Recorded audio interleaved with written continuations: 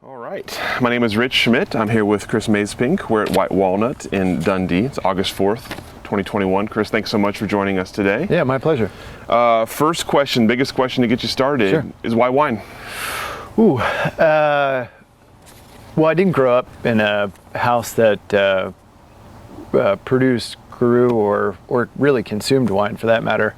I grew up on the East Coast in Delaware and Maryland, and went to a small liberal arts college in upstate New York. And this was a time, really before internet, before cell phones. And during the fall of each year, I worked in a little wine shop just off of campus. Liquor and wine were sold in the same stores, and then beer was sold in grocery stores and gas stations, that kind of stuff. So, if you were interested in a bottle of wine, you didn't Google it or look for a score or look for a shelf talker. You took the bottle home and pulled the cork and tried it. So I was doing that at the end of each shift, perhaps maybe even too much. I mean, most pay periods I owed the shop money versus getting a check. But I was really just enjoying exploring wines of the world. And for me at that point in time, that meant $5, $6, $7 bottles. But it was a kid in a candy store, just taking different varietals home, exploring different regions, seeing what resonated with me, cooking some food. So was just enjoying learning about wine. And then the spring of each year of undergrad, I studied abroad. So my freshman year, I was at the University of the West Indies in Kingston, Jamaica. My sophomore year, I was at University of Cape Town in South Africa in Wits and Joburg. Then my junior year was in Guatemala and Belize. And then my senior year was in Chile. And, whether I was first world or third world, on campus or off, in the field or in the city, it seemed like all days ended the same. You had a bite of food and sat down with something to drink, and it could be around a campfire with a chunk of bread and a beer, or it could be a white tablecloth and a nice meal, and really just enjoyed the cultural influence of food and beverage on people's lives. So senior year, spring, got back from Chile and was on campus, and graduation was looming closer, and the question became, what am I going to do after college? And I really hadn't given it much thought. During my time in school, I had studied culture anthropology and business management and theology, so I had no career track in mind. It was just kind of pursuing things I was interested in and being a sponge and soaking up life, So graduation was literally a few weeks off, and I was like, well, I guess I need to figure out what I'm going to do after this. Sat down one night with a bottle of wine from the shop and just kind of asked that most basic question in life: if I could do anything with the rest of my days, what would I do? And I was a pretty avid downhill skier, really enjoyed fly fishing, really enjoyed wine and exploring it. So I was just kind of pondering what I was going to do, and it seemed like one of those three were the things I was most passionate about, and I should try and turn one of them into a career somehow. So thought about continuing, skiing and being a ski guide, but didn't know what I'd do during the summer months. Thought about being a fly fishing guide, but thought I might get burned out on fishing if I had to produce fish for other people. So I was like, well, wine, man, maybe that. So I went up to the library on campus. At the time, there were 3 graduate programs in the country. Found that out. Cornell, UC Davis, Oregon State. I was ready to leave upstate New York, so I wasn't going to be Cornell. I flew out, looked at UC Davis, looked at Oregon State, and was in Corvallis looking at Oregon State, and had dinner on the Willamette River there, and could see snow-capped mountains in the background, and saw a big salmon roll in the river. And I was like, wait a minute, I can ski an hour from campus, I can fish right here and get a graduate degree.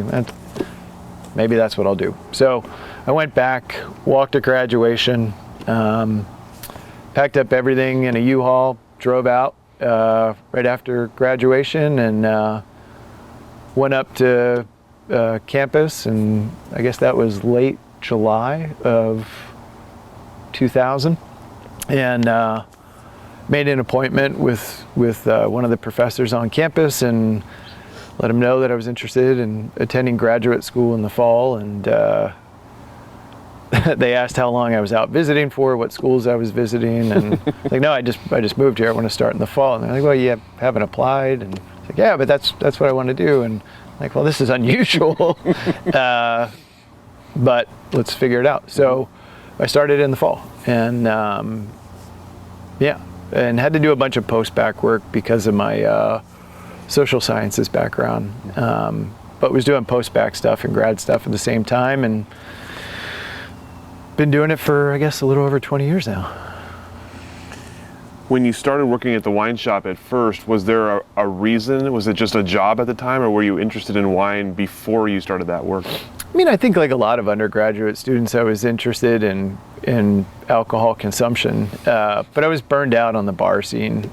Most of the guys that I hung out with were older, and they had all graduated, so I didn't want to go to the bars anymore, and wanted to earn some money and do it in a way where I still got a chance to learn something. And I didn't go into it wanting to learn about wine, but the guy that owned the shop proved to become a great friend, and we kind of learned about wine together, and or he taught me about wine, and I learned from him. And but more than anything, you know, I really, really enjoyed taking bottles home, pulling corks out, turning on a documentary, cooking a great dinner, and you know, there were ample bottles that got poured out, but there were some that I still remember to this day. You know. So you mentioned kind of learning on the job and learning from a mentor like that. Tell me about that process of learning wine, because obviously there's a lot to learn. So what was it about wine that you enjoyed learning, and what were the kind of things that stuck with you as you were kind of developing that sense of wine? Yeah, I mean, I think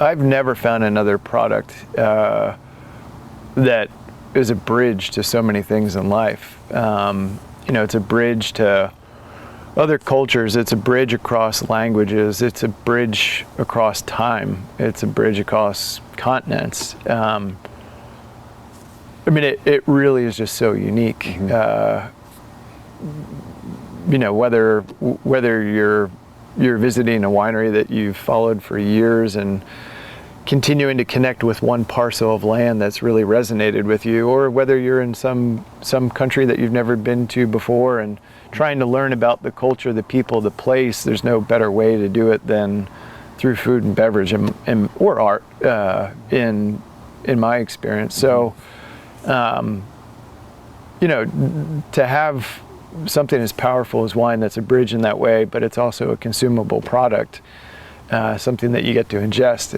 you know, it's just so unique.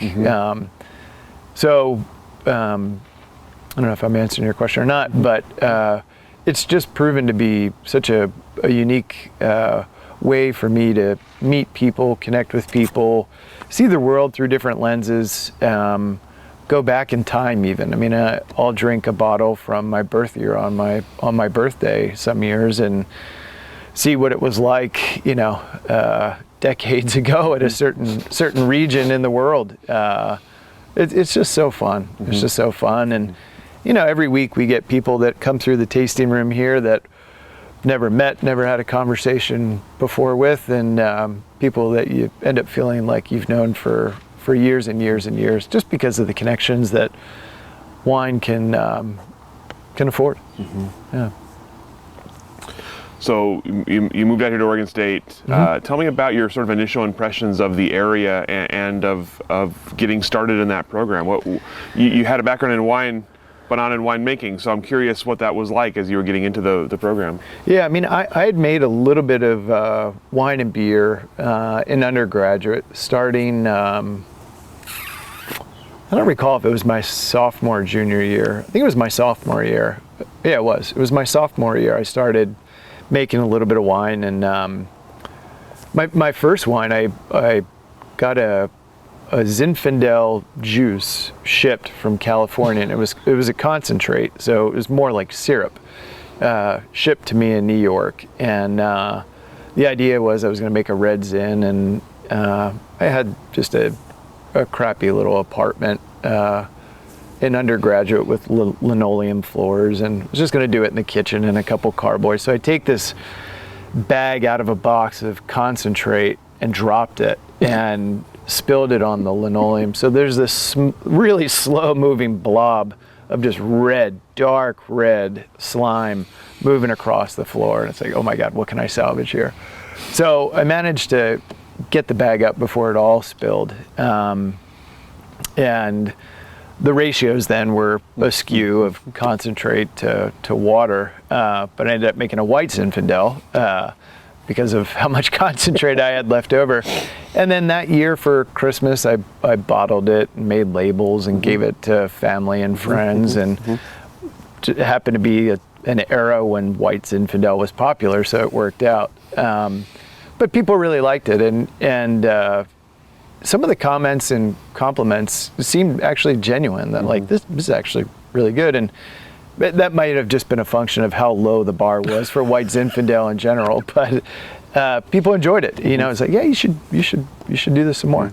So I started getting some juice from the Finger Lakes region of upstate New York, made some Riesling, and, you know, kind of snowballed from there into beer and some other things. So there was a little bit of a background in fermentation before I ventured out this way. But you know, when I got here, I really wouldn't characterize the Oregon wine scene as a commercial industry in 99, 2000. I would say it was an in-state fledgling industry, but it wasn't a global or national, in my estimation, industry. So, you know, it was a cool time to show up, for sure.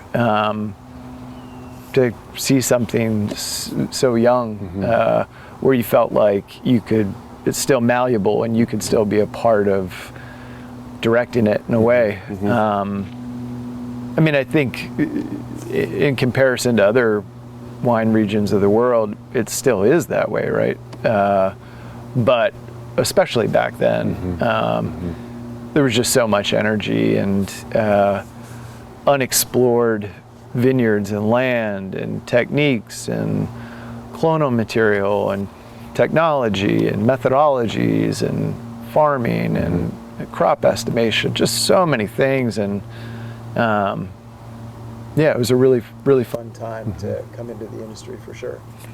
And the people that I worked with back then are lifelong friends, and you know, are all kind of well rooted in the industry now. Yeah.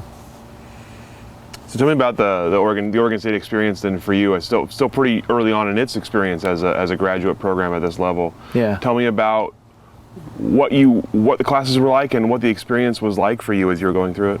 It was rough. I mean, coming from a small liberal arts education where I was studying abroad a lot, writing independent studies, you know, kind of following organically the things that I was curious about and curious in very small, intimate classroom settings, typically ending up at professors' homes to have drinks after school, you know. To go into Oregon State and having to do post-bac work in lecture halls of 400. I mean, that was more culture shock than any of the traveling I had done for undergrad. And I was also in a weird situation in terms of funding, where I didn't have residency in state and there really wasn't funding for post-bac stuff. I'm debt averse, so I was working 40 plus hours a week while doing post-bac and graduate stuff.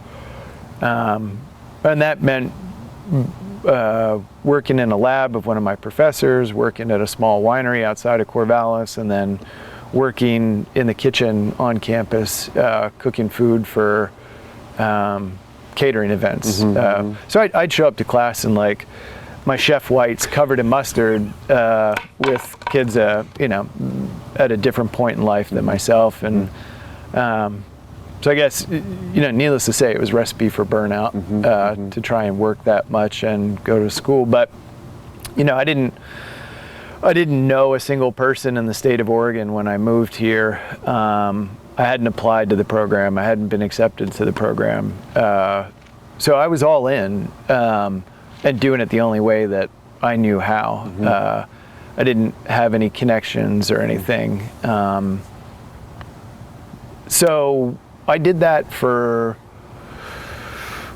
I guess I did that in about 7-8 months until spring break of the first spring semester. And at that point, it was just burnout. It was like, this is what I want to do, but I got to do it a different way.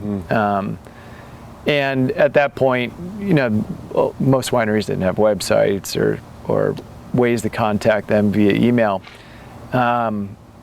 So I knew it was what I wanted to do. I wasn't doing it the way that I wanted to do it. So a friend of mine lived down in San Francisco from undergraduate, was going to take a road trip down to visit him, and it's like, I don't know if I'm going back after spring break to school, but I know this is what I want to do.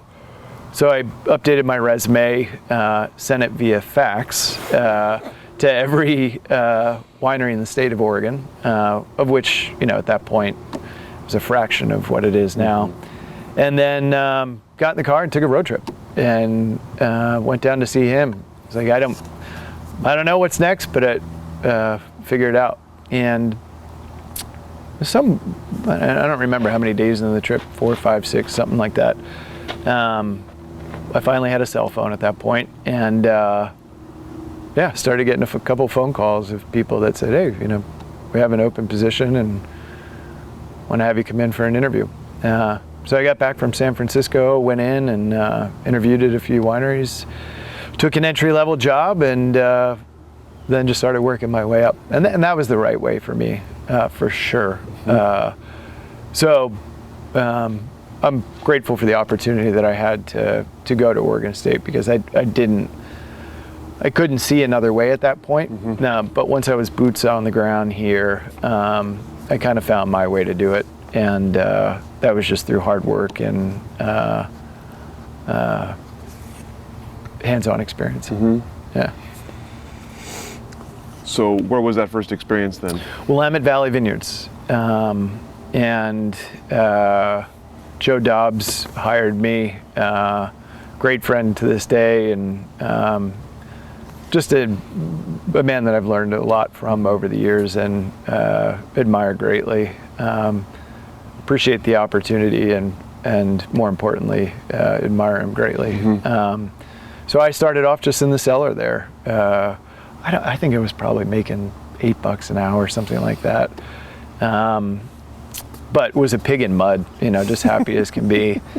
And went from just being an entry-level cellar hand, cellar rat, dragging hoses, moving pumps around, to running the bottling line, and then from running the bottling line to becoming the cellar master.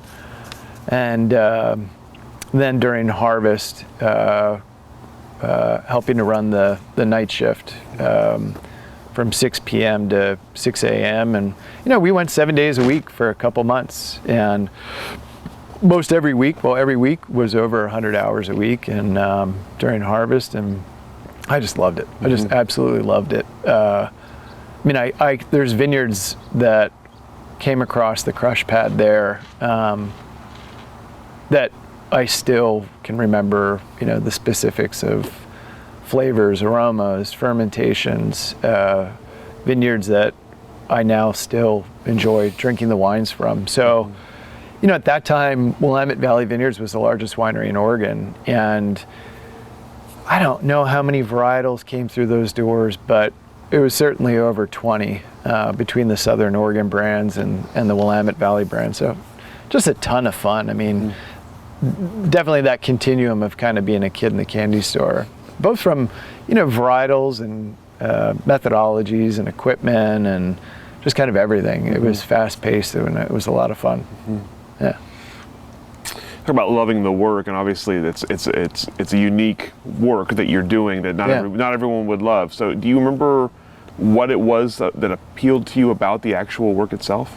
Yeah, I mean, I think it's kind of the same today. I mean, the perfect day for me is one that involves a degree of physical manual labor. I enjoy that type of challenge and exercising the mind and the body when you're out there doing difficult things on a physical level. I think that's paramount to the human experience.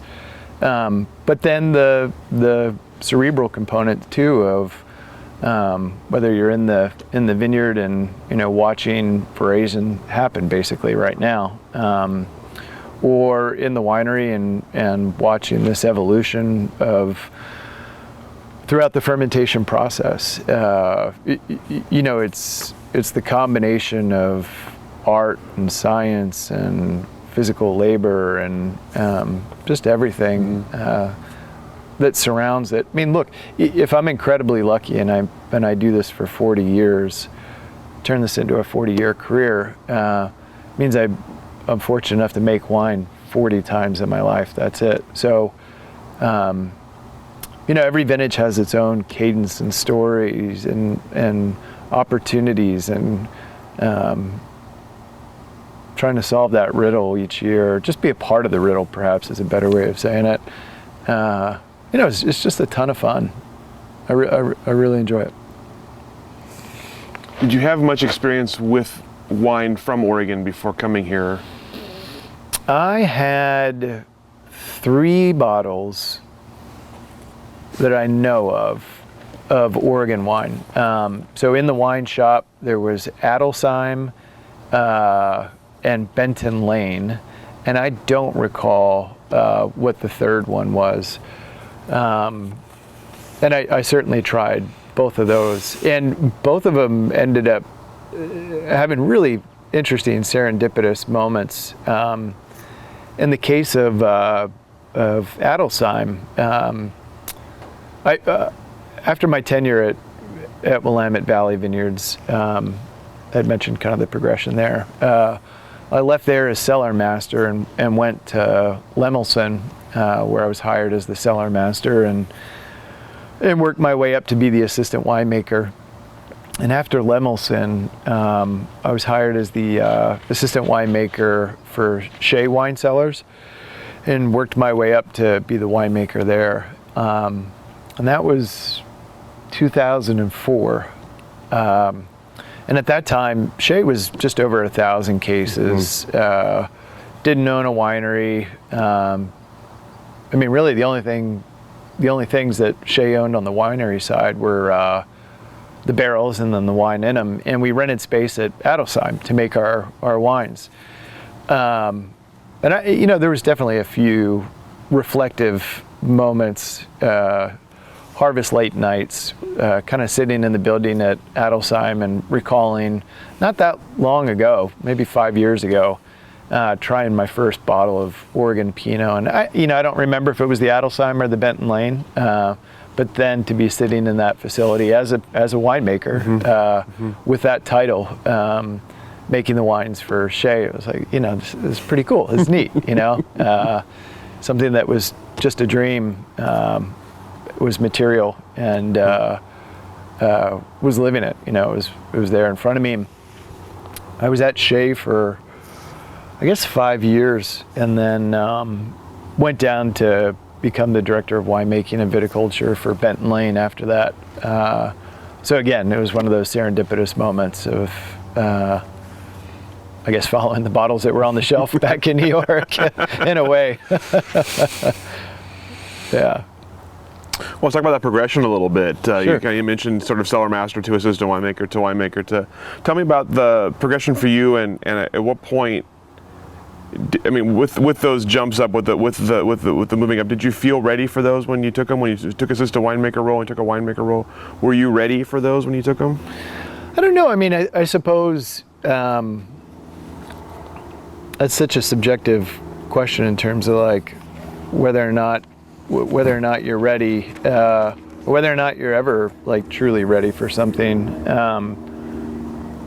it's a tricky one. I mean, the only thing I can tell you really is that, you know, I've never shied away from taking on more, and have always been kind of growth oriented and always wanted to push myself, to challenge myself, to push beyond my comfort zone. You know, whether that be on the career side or athletically. You know, I've always wanted to get beyond what I've known, to expand just kind of my boundaries. And you know, to me, in that's kind of the definition of personal growth. Like it's whatever's outside of the status quo in many ways. So you know, it was certainly ambitious when I took that position as head winemaker at Shea. It was on my 25th birthday that I was offered that position, and you know, it was just a great opportunity provided to me by Dick and Deirdre Shea, and you know, without their confidence, obviously it wouldn't have been possible. But it also proved to be wildly successful too. I mean, we grew that from just over 1,000 cases to 7,000 cases in 5 years, and built a winery for them. And I was employee one of one. So, you know, I turned on the lights every morning and quite literally turned them off every night. They largely worked from their home offices, and then I worked from the winery. And it was a great dynamic to be a part of. Really awesome people that I learned a lot from. I'd put them in that category with Joe Dobbs, just a huge influence on me. But you know, I think at Shea, the goal was really singular. It was to make the best wines in Oregon, and whether or not we ever accomplish that goal can be debated. But we certainly made wines that get into the conversation. At the time, we made a wine that made the Wine Spectator Top 100 Wines of the Year. And it was number 15, and that was the highest an Oregon wine had ever been on that list. I mean, I remember when we kind of got word through a photographer that they were coming out to take pictures because we had made that list, and Dick Shea and I were talking. We're like, man, what do you think? We're 99, something like did we, you know, we just make it here? And then when we saw 15, it's like, oh my God, what the heck? You know, so it was boom times for Pinot. That was right on the heels of Sideways. Oregon was booming in general. We were getting great scores in press. It was kind of a rocket ship for growth, and a ton of fun. But I remained employee 101, and you know, when you get to the point where you're referring to your iPod as your coworker, it's probably time to move on to something else. So the opportunity at Benton-Lane arose, and in my mind's eye, the objective was to make the best value in Oregon Pinot Noir. And you know, whether or not we accomplished that goal can be debated, but we made 2 wines there that made the top 100 wines of the world for the year, and that was about volume, price, score, kind of that matrix, and it put a check in all the boxes. So it was a ton of fun. Steve Gerard, just an amazing guy to work for. Had so much fun with him. Just a great guy. Really enjoyed my time there. And after a stretch there, was approached about Archery Summit, and which is just over my shoulder, ironically. We share a fence line with them from my home vineyard here. And the role there was general manager and head winemaker, and it kind of seemed to combine several chapters of wanting to make the best wines in Oregon, which was the objective at Shea, and then kind of being a part of something larger and leading a larger team like it was at Benton-Lane. So it seemed to be kind of the roll-up of my previous, 12 years of work. So I took that opportunity and spent about, 6 years there. And I think, like a lot of young aspiring winemakers in Oregon, I had ample amount of desire and ambition to have my own endeavor at some point. Long on ambition, short on capital, but was able to buy this parcel of land, this 11 acres in 2013. It was just an abandoned walnut orchard. Cleared it by hand in 2014, planted half the vineyard in 15, planted the other half of the vineyard in 16, cobbled together all the used farming equipment in 17, pulled a small crop 18, bigger crop 19, built the winery in 2020, and then put in the patio hardscaping, landscaping in 21, and there was overlap obviously with my time at Archery Summit, but was able to phase out of being an employee. Mm-hmm. Did some consulting for a little while to bridge things, but am here 100% of my time, and it's my sole focus. So you mentioned obviously Shea, Benton-Lane, Archery Summit, and Archery Summit kind of combining parts of the other two. Compare and contrast for me the material you're working with. I mean, obviously you're talking about Shea. That vineyard obviously is legendary in its own right. Talking about learning that space and then going off and working with different grapes. Like what were the differences between those three spots, and what were the biggest similarities for you? Yeah, it's been interesting. I mean, I've been very fortunate to work with some of the most pedigreed estate vineyards in Oregon between Shea and Archery Summit, and but at Shea and Benton-Lane and Archery Summit, I was also always working with just the estate vineyards. Mm-hmm. So in 2009, I started a brand. It wasn't a brick and mortar winery or vineyard the way this is. It was just a brand called Ebony Wines, and that was my opportunity to really explore other varietals, regions. Any direction I wanted to go. And I ended up setting a limit on myself of, I'm willing to look at and work with any vineyard that I can get to in a day and get home that night. So turns out you can do that with Walla Walla. It's a push. But I was buying Syrah from Walla Walla from a few places, Roussanne, Marsanne, Viognier, Syrah from Red Mountain, Riesling, Pinot Gris, Pinot Noir, Chardonnay, from various AVAs in the Willamette Valley, and just getting a chance to cast a line out in any direction, as long as I could reel it back in by the end of the day. And I loved it. It was so much fun. And in that process, really started to find out what areas resonated with me, not just what's the best block from this particular estate vineyard that we already own, but what really, if it's a white canvas, a blank canvas, and you can go in any direction you want to go, where do you want to go? And I think it got up to, maybe it was about 3,000 or 4,000 cases we were making, something like that.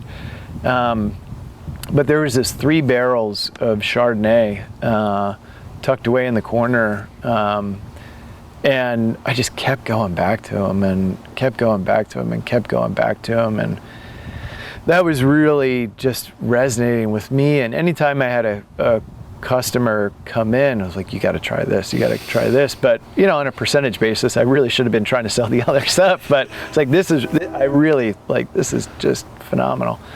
So I kept becoming more and more interested in Chardonnay, and so I ended up deciding that I wanted to try and double up and work a harvest in Burgundy while also maintaining my duties here, which meant Burgundy had to come early and Oregon had to be somewhat late. So in 2012, I raced across the pond and helped out with the white Burgundy harvest in Pouligny-Montrachet for a few weeks, and then raced back and got harvest going here.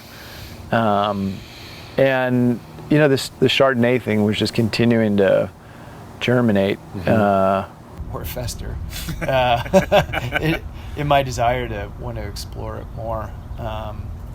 So, you know, it was phenomenal to be able to work with those estate vineyards from Shea and Archery Summit and kind of figure out how best to perfect the winemaking and farming from each of those individual vineyards and blocks and have that continuum. Mm-hmm. But simultaneously, you know, congruently, I was also throwing out lines in other directions to just see, like, you know, if outside of that, just trying to figure out the next 2% or 5% of incremental improvement on those individual vineyards, what is it that really I'm most interested in for me?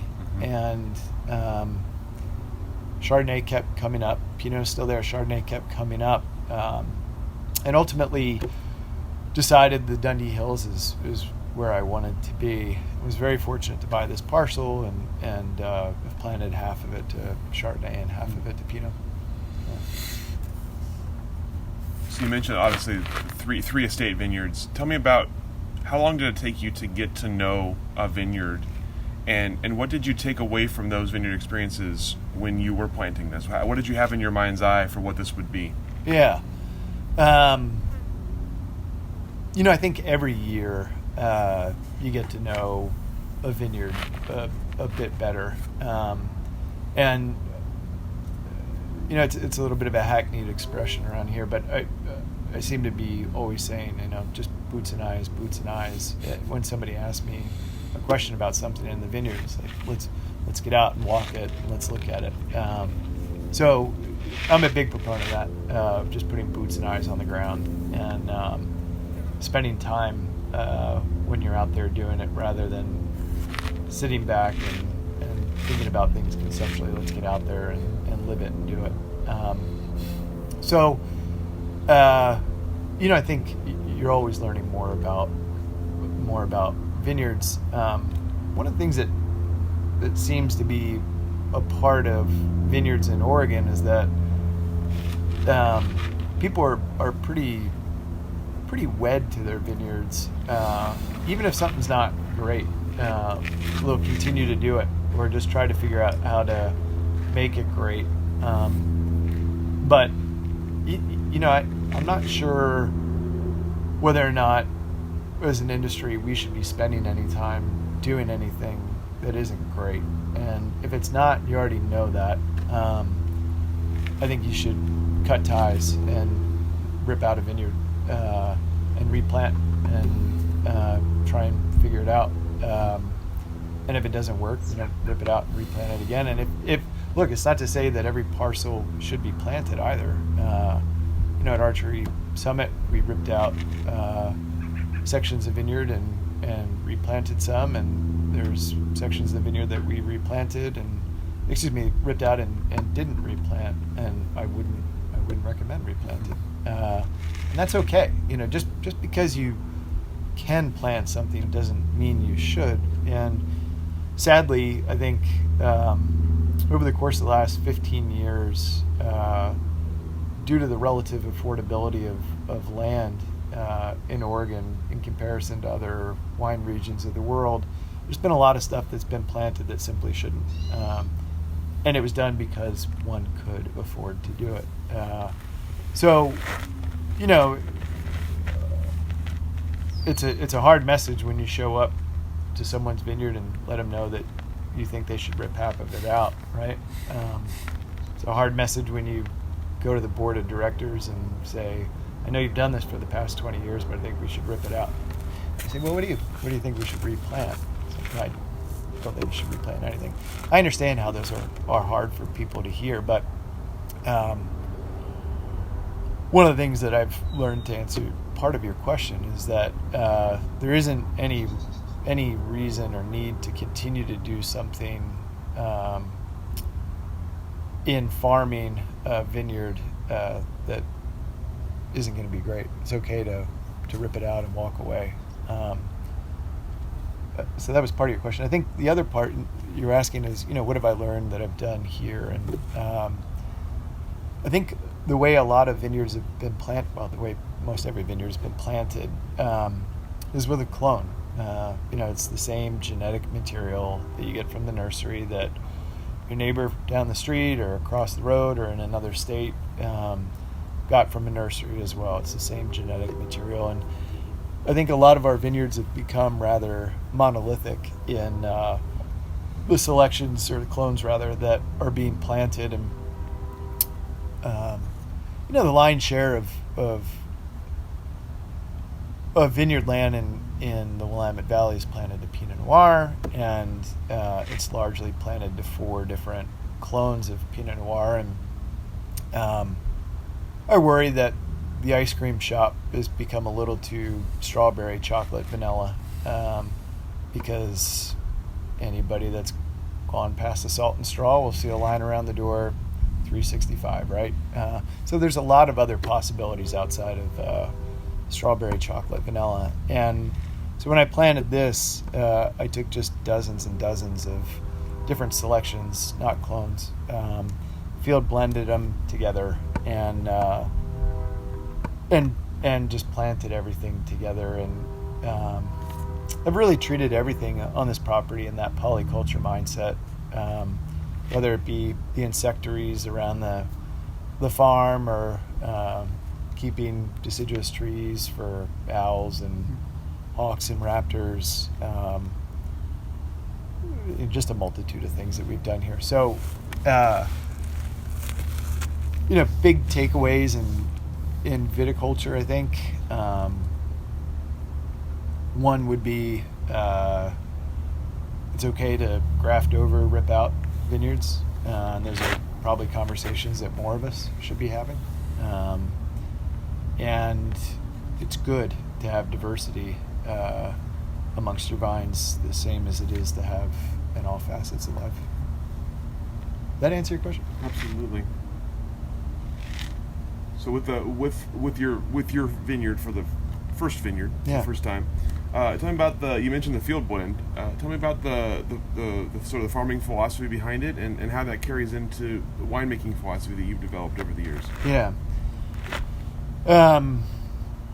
Nowhere that I worked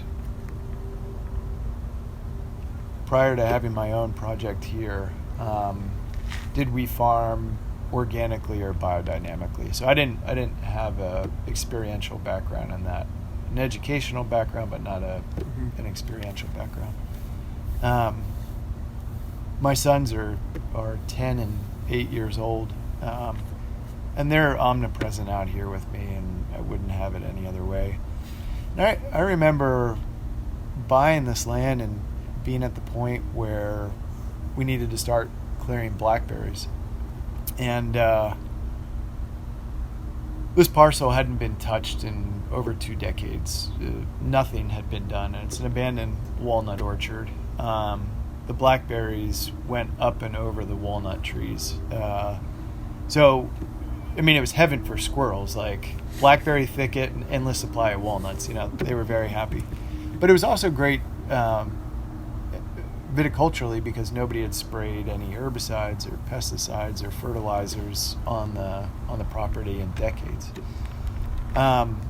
So that was 2013. Had a newborn at the time and a 2-year-old at the time, and I remember getting to the point where we were going to start clearing the blackberries, and you could come out and spray and kill the blackberries, or you could come out and mulch them with kind of like a rototiller, and then do a lot of hand labor to clear them. And I remember thinking to myself that I wanted the kids to be able to walk around, crawl around out here any day of the year, pick up anything they wanted, put it in their mouth, and just didn't even want to think about that type of stuff in terms of them being exposed to anything. And it was that was the pivot point of thinking like, okay, I'm going to do this organically, and I've never done that, but this is the path I'm going down. So started going down that path and learning about it, and the more I did it, the more I became interested in it. That led to biodynamics, and every inch of this property since its inception has been USDA certified organic and then Demeter certified biodynamic. So, even the walnuts that come off the trees here are certified organic and biodynamic. And I've seen it. I've just seen it so many turns in the road over the course of I guess 8 years now of owning this place.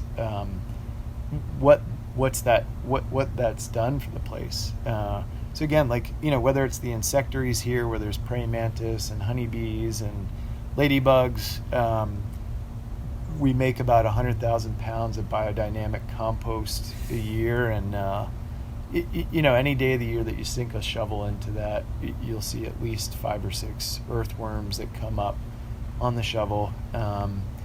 There's birds of prey out here. There's a barn owl that lives out here.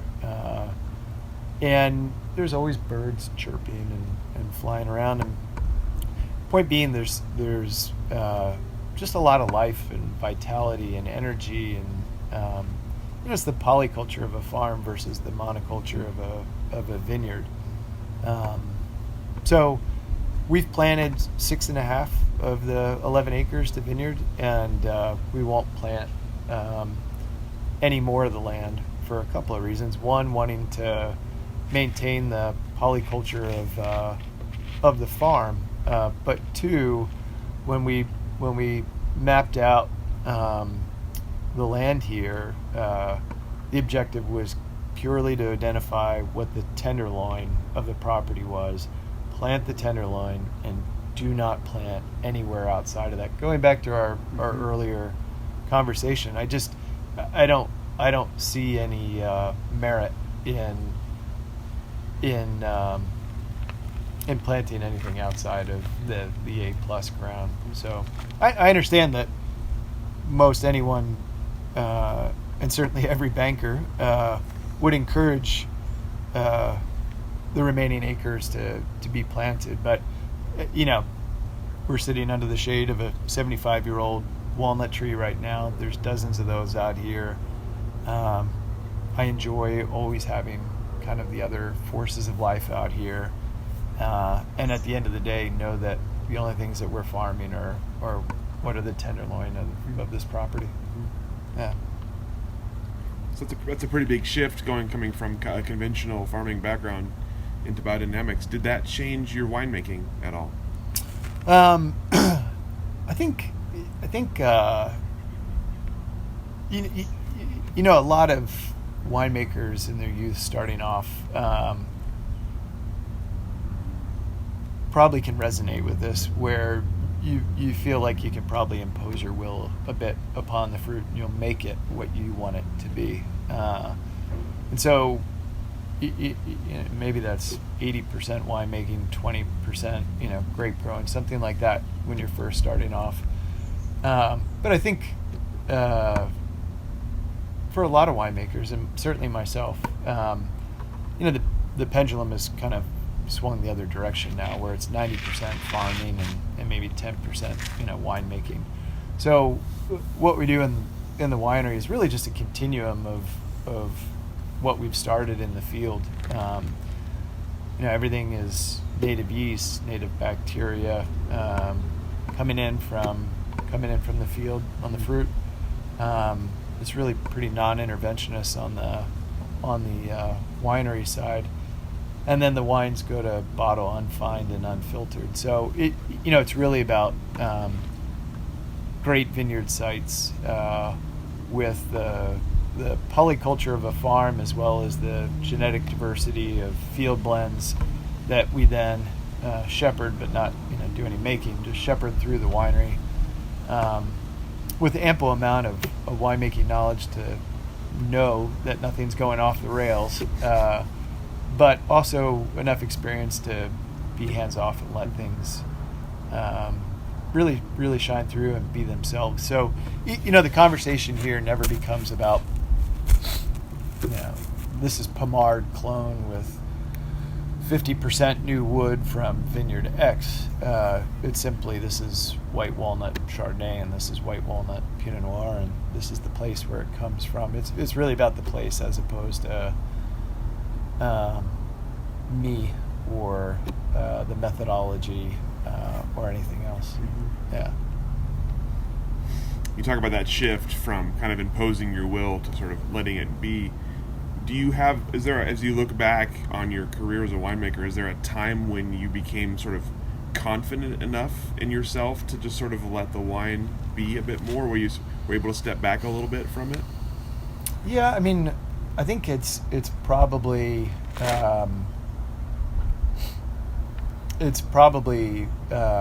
aligns with this chapter of White Walnut now, where, with all due respect to everyone that I ever worked with and for, I don't really answer to anybody other than consumers now, and so everything here is about quality and authenticity. There's not I don't worry about the fiduciary component here of having to be maintain a certain amount of gross margin or bottom line contribution the way one has to in a larger winery with different layers to it.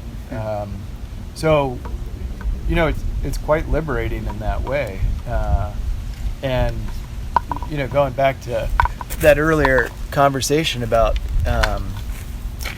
kind of it being a blank canvas. It's like if it's anything and could be anything you could fathom, what would you want it to be? And so I think it's the confluence of a lot of things. It's the confluence of a couple decades of having done it in a variety of institutions, whether it be family owned or publicly owned, being at the point where you're finally doing it just for yourself.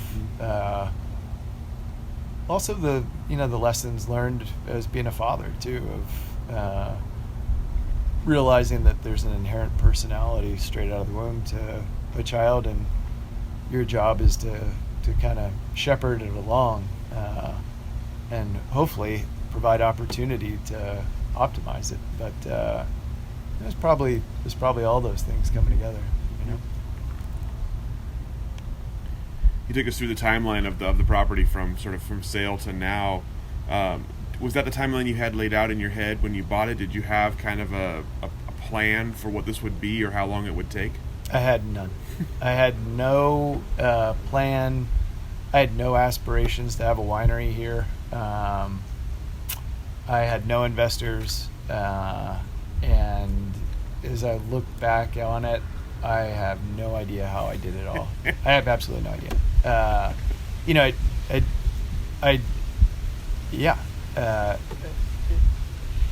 I knew I was committed to it. I knew it's what I wanted to do. I knew it was where my heart and soul was, and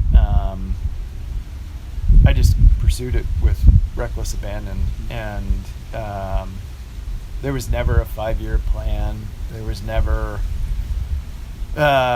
any of that stuff. It was just me pursuing what I was passionate about. And that's the way it's always been. Like, going back to college, there was never an end game of how spending a semester at the University of the West Indies in Kingston was going to be influential in a career path that I was someday going to choose, or what the meaning of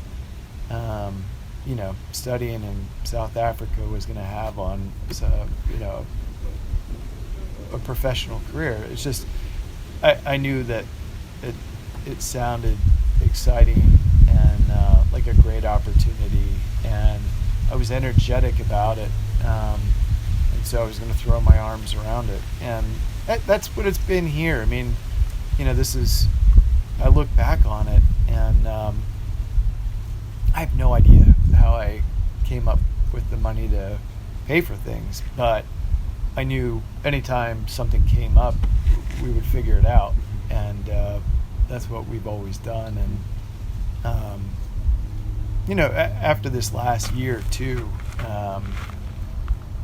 or year and a half, I guess, going through COVID, we raised everybody's wages out here during that period. We raised everybody's hours working out here, and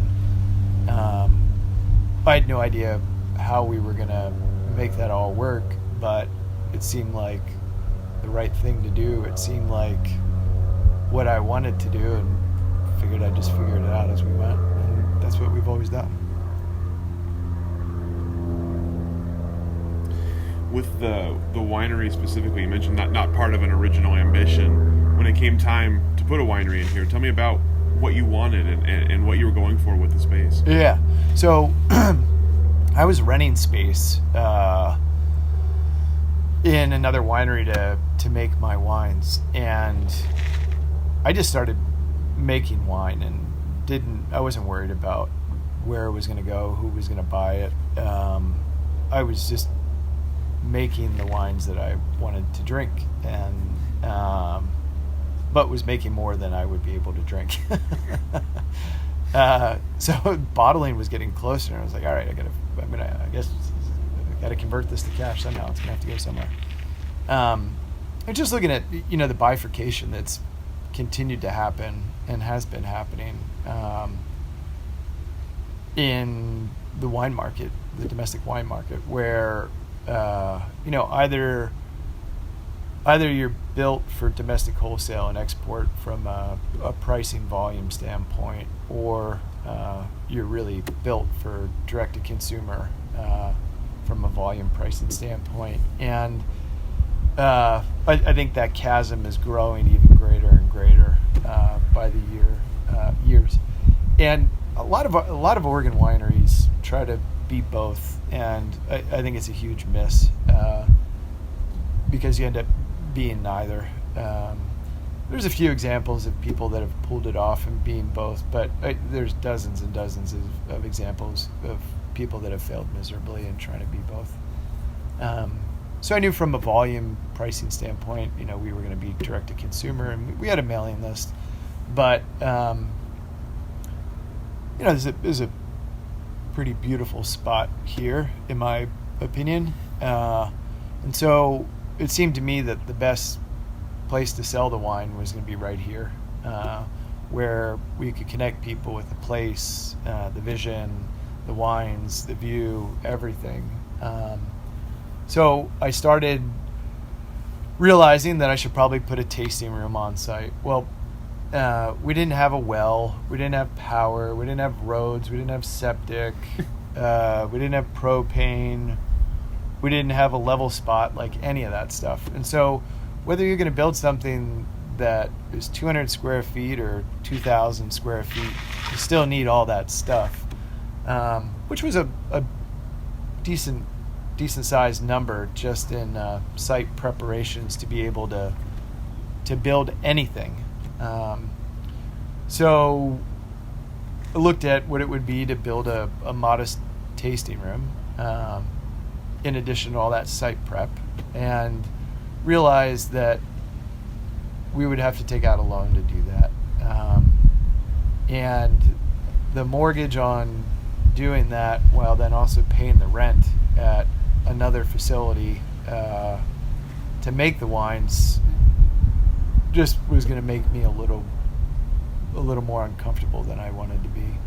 So the question became, how do you make something that is hospitality and production? And it seemed to me that everywhere that I'd ever worked had these really large fermentation rooms, which are obviously mission critical for 2 months of the year, but then sit empty for 10 months of the year. And conversely, there were small tasting rooms that are pretty mission critical 12 months of the year, but tended to be underbuilt. So what I wanted to do was to build something that the tasting room and the fermentation room would be one and the same, and really kind of an open kimono approach where people can come in, put their hands on the tanks, be in the heart and soul of the winery, which, look, is where everybody wants to be. You want to be in the barrel room, you want to be in the fermentation room. We've spent the money on all concrete tanks and wood tanks and terracotta amphora, which anytime somebody sees one of those, you want to put your hands on it, like, is this really concrete? So, things just kind of followed what I thought was a logical progression of thought, and vetted it with people that I really value professionally, both on a financial side and on an accounting side, and just from a variety of vantage points. And people thought it was a good idea. So that's what we've done. We've set up the fermentation room to be the tasting room in the off season, but 99% of the time, people are sitting right out here under these trees and soaking in, the polyculture of the place. So it's all proven to weave together rather seamlessly. Yeah. So obviously you'd made and sold a lot of wines in your life before making and selling the first one with your name on it. Yeah. Tell me about that process. Did it still affect you when you had your first kind of bottle of white walnut that was your thing from the start? Was it more of a challenge to sell? Was it more? Was it more difficult to put it out there for people to judge it, or were you excited about that? There's been all these little moments of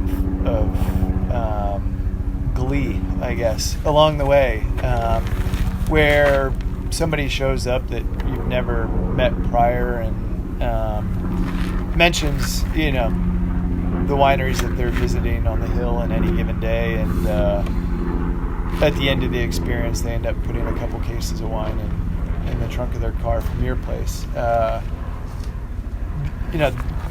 Moments like that have been tremendous. Or people that have worked for me prior, or worked with me and for me at places prior, have folded in to be a part of this project here. Those have been moments of glee. Or seeing my sons, want to be involved in the project, have been moments of great reward. And then, getting reviews from critics with scores come back, which have been great so far. Have been moments of pause. But, to be perfectly honest, I tend not to pause all that much, and tend to just kind of keep going forward. So usually it's family or friends that will say, we're opening a bottle tonight and we're pausing. Like, okay. But to be perfect, it's kind of fun to talk about this. I think the biggest moment in this entire thing, in terms of kind of reflection and feeling good about it. The boys and I really were grinding hard last year to build this in time for harvest. So it was 7 days a week, and they were out here picking up nails. They were helping me put tar on the retaining wall. Countless trips to the lumber yard, loading 2x4s onto the pickup truck, going to the mill to pick out beams on weekends. We just went so hard last year, and that's how we spent COVID, was building this. But my mom was out here every week just to see the progress and take pictures and try not to be underfoot too much. which usually meant bringing cold Gatorades for everybody and like, all right, you need to drink something, son, and before you go back to work. But this past Christmas, she gave me a thumb drive that she put together all the pictures and videos that she'd made through the construction process. And I looked at it for the first time, start to finish of what that few months had been. And that brought me to tears. Like, yeah, I was there doing all that stuff, but I never really paused I didn't have the luxury of pausing to witness it. It was just what I was living and doing. So, as of late, in the last couple months, we've been getting some 95-point scores and 94-point scores, and we were in the Wine Spectator Insider a few weeks ago with our very first wine that we ever made. Like, that felt good against some of the titans of the organ industry. But to be perfectly honest, I think getting that thumb drive last Christmas and just seeing what the kids and I did during 2020, that was probably the biggest moment in the progression of this thing. Mm-hmm. Yeah, that was great. Yeah, so thank you, Mom. The power of archives. That's what we do. Yeah, yeah. It's. I think sometimes when you sit down and you read a biography or watch a documentary on something, you can kind of be struck by a life lived or an event, as opposed to just kind of being piecemealed out. When you get it all in volumetrically at once, sometimes you appreciate the grandeur of things a bit more. At least that's what happened to me with that thumb drive. So, yeah. But I've already let her know that she's going to have to update it on an annual basis because I'm not done. I'm not done.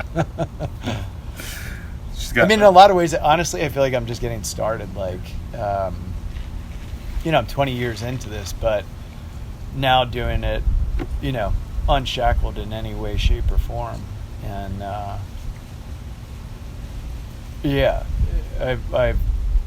was never burnt out on it, but whatever this phase of things is, it's even more energetic, and I had an ample amount of energy to start with. Yeah. So Mom's got a future as a documentarian, is what you're saying. Yeah. I know what I'm getting for Christmas, I think. Nice. Yeah. Well, you've talked about 2020 a little bit and how you spent it. I'm curious in the sort of the initial aftermath of COVID last spring, as it became a reality in our lives here. Tell me about sort of initial sort of personal and professional reaction to it, and what, if any, changes you had to make to get through the year last year. So it was January of 2020 when I decided I wanted to build a winery, and put my business plan together. It was the first time where there was kind of like a long-term strategic plan for this place, and ran it by a few banks. Banks were like, great, that we'd like to be a part of this. So chose a partner in that, a banking partner. And, I sat on that for a little while. I was like, am I really going to do this? And I think it was late February or so when I decided to hit the go button. And I sat on it for a few days, like, am I going to make this commitment? Am I going to make this commitment? Am I going to make this commitment? And I remember talking to my dad, and he's like, well, you sound worried or stressed about it. I'm like, I'm not worried about it or stressed at all. I'm just pausing, which I don't do frequently, but like pausing to really just try and make sure I'm making the right decision before I go. And then decided to hit go, and then shortly thereafter, COVID hit. And I remember, the builder, the architect, the bank, family, asking, what are you going to do? What are you going to do? Are you still going to go? And it's like, the decision to go is what was made in February. Everything about this is long term, and my job as a small business owner is to figure it out. And it was around that time when, staff were worried in the farming operation, and we gave everybody a raise and gave them more hours, and just figured that was my job to figure it out. But anytime that question has come up, the only moment of wondering whether or not we were marching forward was in February, before I decided to sign on to build the place. And everything else, same as like a month ago when it was 115 degrees. We'll figure out what we need to do. Or a year ago when there were wildfires, we'll figure out what we need to do. I mean, that's my job as the owner, is to figure it out. But we're going forward. Yeah. So 2020 was really head down, to answer your question, just head down grinding on this and carving this place out, which in the long run may have proven to be the perfect time to do it, for a variety of reasons. May have been the perfect time to do it, both so that the kids and I had something to focus on when they were out of school, and we needed something to do, but then also financially too, to do it during that time.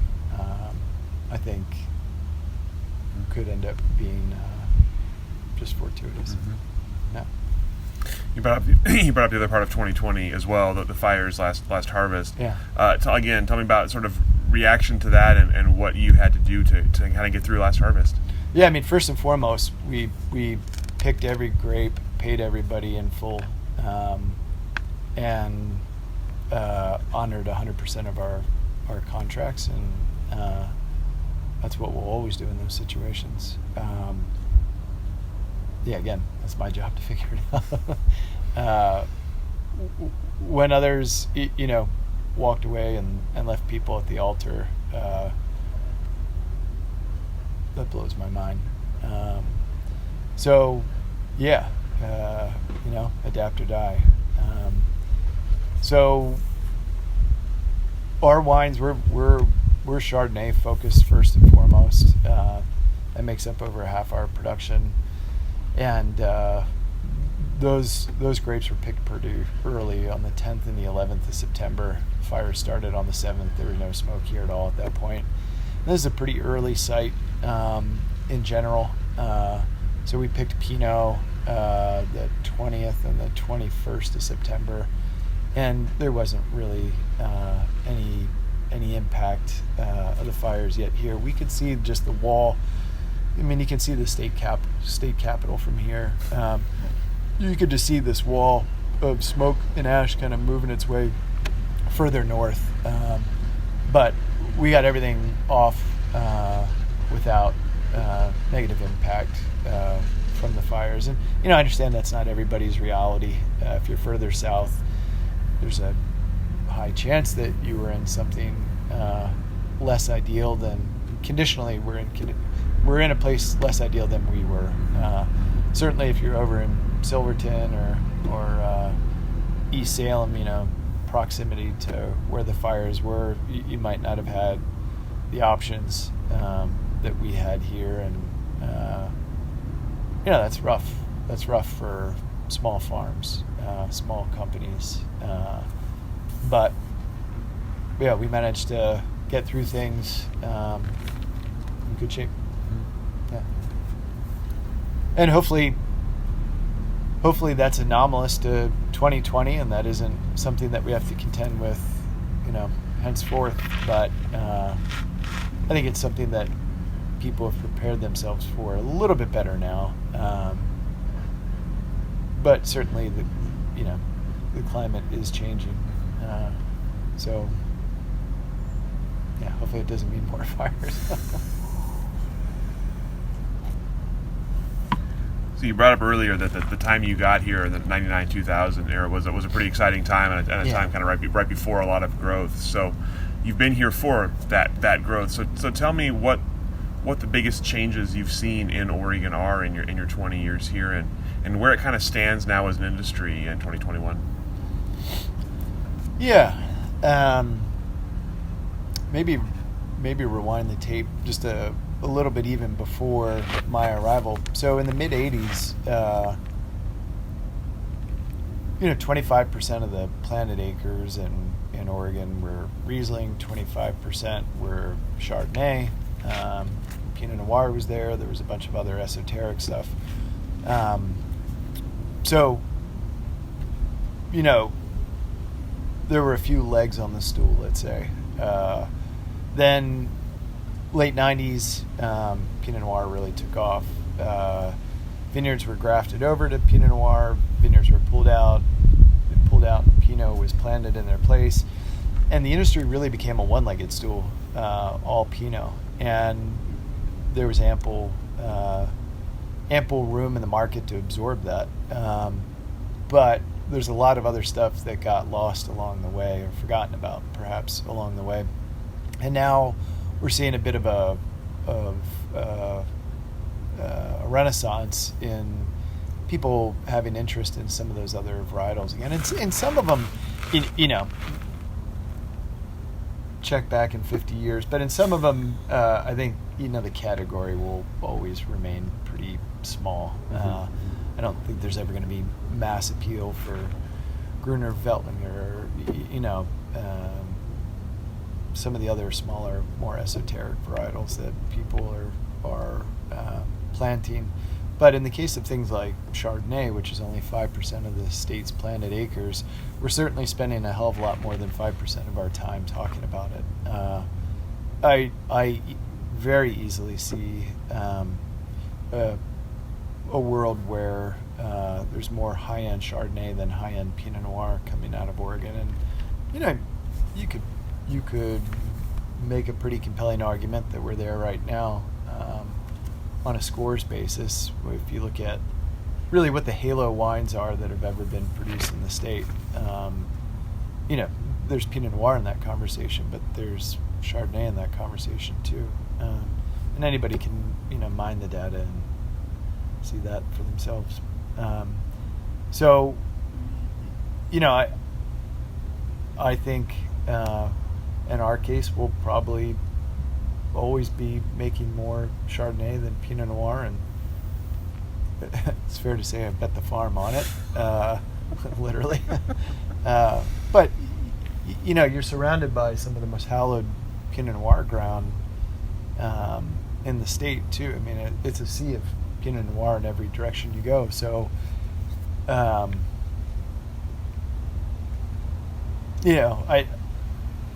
think both qualitatively,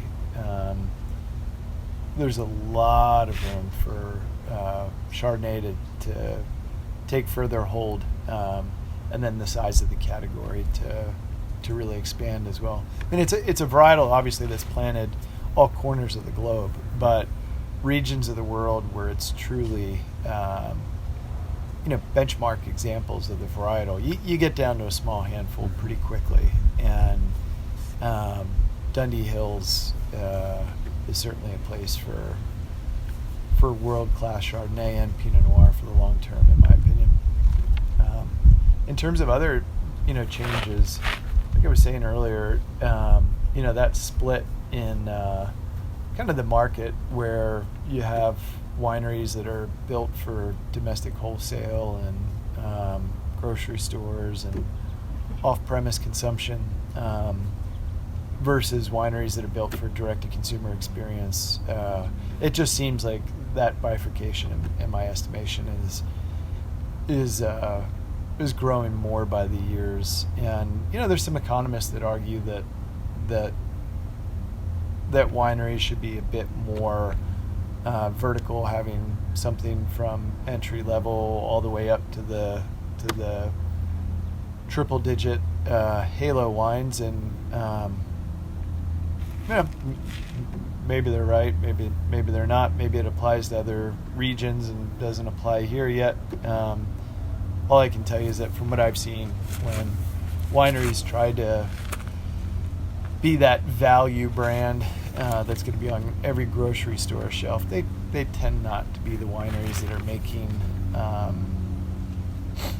the real benchmark examples of Oregon wine. And conversely, if you're putting all your tooling and viticultural experience and staffing in place to focus on the high end, you're probably not built to play the margin game on the low end. So who do you want to be? And maybe it's best to focus on one of those two. And I think there's ample opportunity for some other varietals outside of Pinot Noir as well. So that partially answers the next question I'm going to ask, which is, of course, about the future of Oregon wine and where it goes from here. What do you see in the future for the industry? Is there anything that you're looking forward to? Is there anything that you're afraid of in the future for Oregon wine? Yeah. I look broad strokes. I look back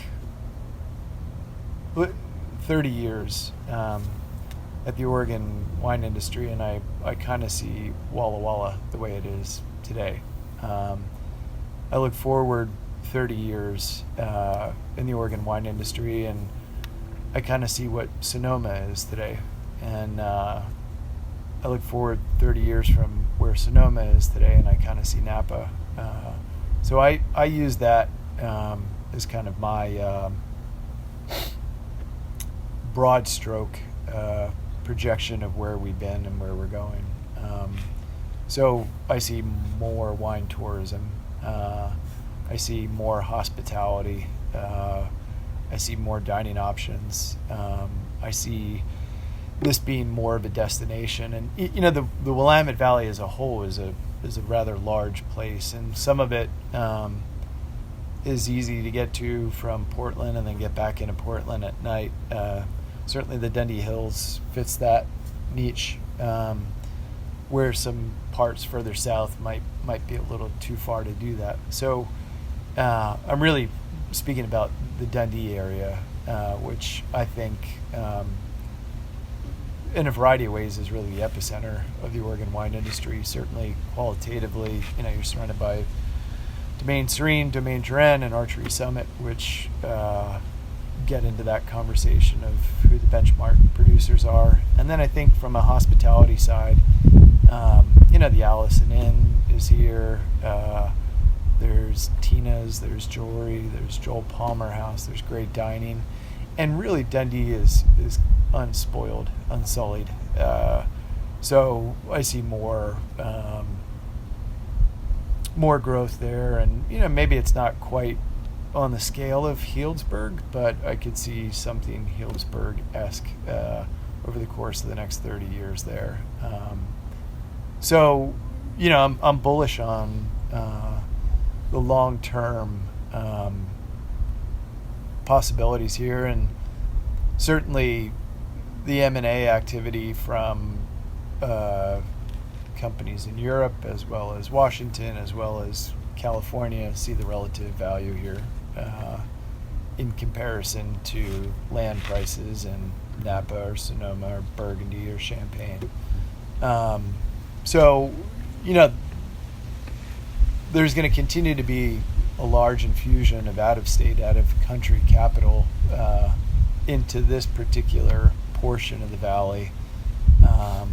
And I think with it, all the support industries that come with it, dining, lodging, boutiques, hopefully a good bakery soon, all that stuff, and more wine tourism with it. So hopefully there's still small family domains such as mine, but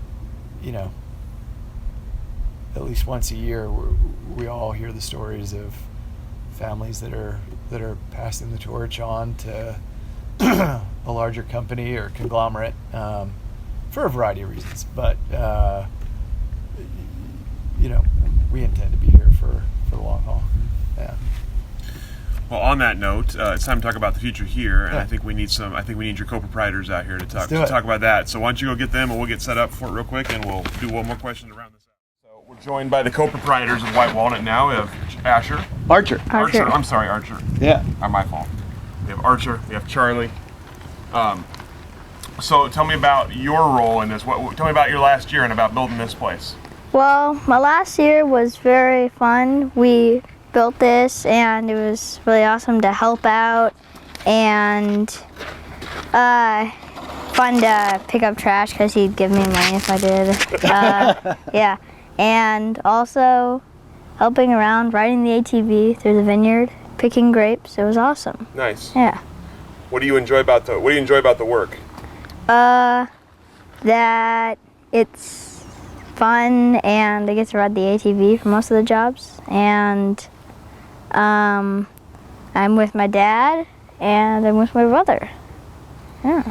And Charlie, I know you're not as excited to talk, but if you just said one thing you enjoyed about the last year being out here. Driving the forklift around. Driving the forklift Nice. around. He's on his business cards. He is proprietor and the official forklift driver. Yep, he's quite good. So, is this something you guys want to keep doing as you grow up? Yeah, it's awesome. Yeah, definitely. We found some owl pellets out here yesterday and a barn owl feather, and we found all kinds of cool stuff out here over the years. Nice. Sometimes we'll camp out here and spend the night just roasting hot dogs on the fire, and good Nice. spot. Nice. Yeah. Well, Chris, as you look ahead, then with these two in tow, what does the future look like here, and what's their role going to be? Yeah, I mean, I think certainly during harvest last year, they, as you can hear, they're fond of the ATV. So last year they had a vineyard map, a set of clippers and a bunch of Ziploc bags and a Sharpie, and they were in charge of all the vineyard sampling. So they'd go out and pull clusters from each block, put them in the Ziploc bags, label them from what block they came, and bring them into the winery for analysis. And they also were kind of the proverbial neck that would turn the head and tell me where I needed to look. So frequently they'd come back and like, hey, I think you should take a look at block 15. Like, it's really sweet out there. And Charlie in particular found a Chardonnay block that he really thought we should go take a look at. So we cruised over, looked at it, and was like, yeah, I think you're right. Maybe we should think about picking this. So certainly this harvest, that'll be their role as well. We also do a bunch of whole cluster fermentations with Pinot Noir, so stems, skins, seeds, everything in the tank, and use the old world technique of foot stomping. Little feet do a great job at that. So every year they're in tanks, foot treading during fermentation. Charlie will for sure be on the forklift driving that this year. But I think more than anything, it's a place to be free and to run feral and do as you please in an environment that will teach you something new every day. Some of those days have ended in us dissecting owl pellets at home. Some days it's ended in us with stomach aches because we ate too many grapes. Other days it's been covered in blackberry juice, but all days tend to be smiles at the end of the day too. So very fortunate in that regard to be out here, the three amigos, farming this and making some wine and getting on the ATV quite a bit, it sounds like. Yeah. Archer, tell me about stomping grapes. Is that pretty fun? Yeah. We take our shoes off and then we jump into the tanks, stomp around. It's really awesome. And What's it feel like under your feet? tickly and juicy. Yeah, it's very fun. Do you have a favorite wine out here? I like